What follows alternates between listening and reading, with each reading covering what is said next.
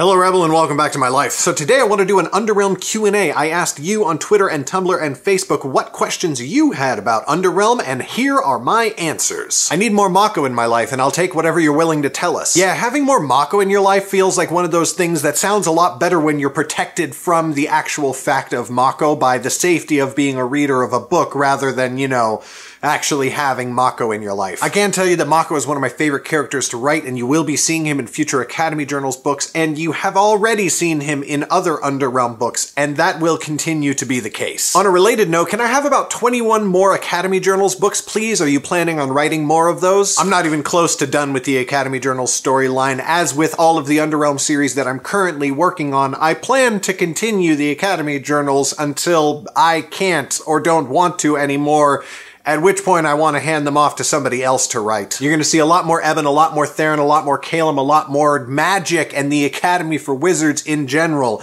Yes, you can have more Academy Journals books just as soon as I can produce them. Any idea when we will see some of the non-Garrett Underrealm books? A pretty fair idea. It should be next year, but then again, I've been saying that for a few years now. No, but I think it's really true this time. I have received actual literal manuscripts from non-Garrett Underrealm authors. I have read them. I have given feedback. They are currently being worked on again. It should be next year.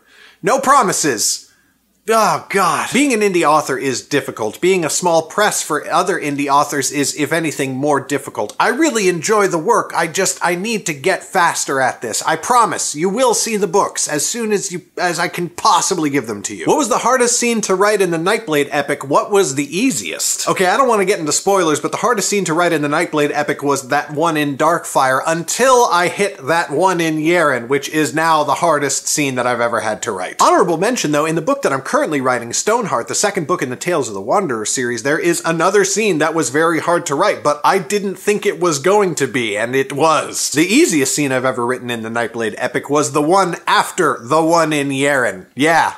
That felt real good on both sides of the paper. What was the hardest decision you had to make with regards to the direction of a story in Underrealm? Ew, that's a tough one because the stories that I decide to tell in Underrealm generally go the direction that I wanted them to go in the first place. I would say that in Shadeborn, right before Lauren and her party travel to the High King's seat, I had written a whole other subplot where they go somewhere else entirely first, and I had to scrap that. That was a pretty hard choice because I had spent a lot of time planning and outlining this whole other subplot, but it just didn't go anywhere. It wasn't useful, and so I had to make the big boy pants decision to just cut it out of the book, because otherwise it would have been boring. Our last question comes from Paul Tressler, who asks, is Stoneheart on schedule, or did you goof off while Meg was out today? He asked the question yesterday. Stoneheart is not on schedule, but that's not because I goofed off with Megan yesterday. I'm just bad at schedules. I really wish that I wasn't, and I am getting better at it, but yeah, if there was some magical way or some magical person that I could hire who would just absolutely keep me on schedule, and that was the only thing they did, I would, oh man, my life would be so much better right now. Thank you so much to everybody who sent in questions. I hope that you found the answers at least mildly entertaining. In case you can't tell on my YouTube channel in general, I really like the world of Underrealm as it's coming together, but what I like best about it is that it's no longer something that only I am creating. We have fan art now, we have fan fiction being created, the first one ever recently, oh my god! And the fact that you are interested enough in this crazy fantasy journey that I'm on just makes me have all of the feels, so thank you. That is all I've got for you today, Rebel. You might have noticed that this video and all videos on my channel are ad-free, and that is because of my wonderful supporters on Patreon. If you want to become one of those excellent and incredibly attractive people, click the Patreon link in the doobly-doo. Thank you so much for watching, and I will see you next Friday.